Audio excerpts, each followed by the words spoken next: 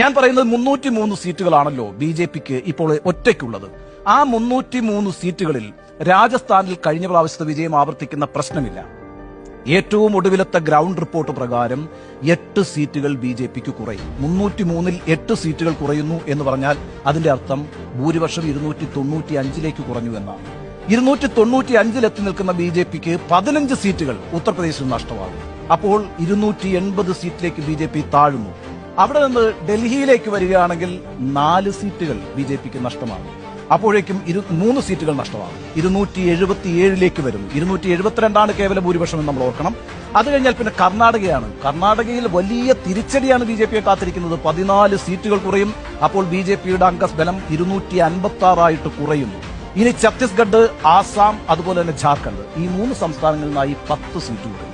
246 സീറ്റുകളിലേക്ക് ഇപ്പോഴത്തെ കണക്ക് പ്രകാരം ബി ജെ പി കൂപ്പുകുത്തും. അതായത് ബി ജെ പിക്ക് സിംഗിൾ പാർട്ടി മെജോറിറ്റി കിട്ടുന്ന പ്രശ്നമില്ല.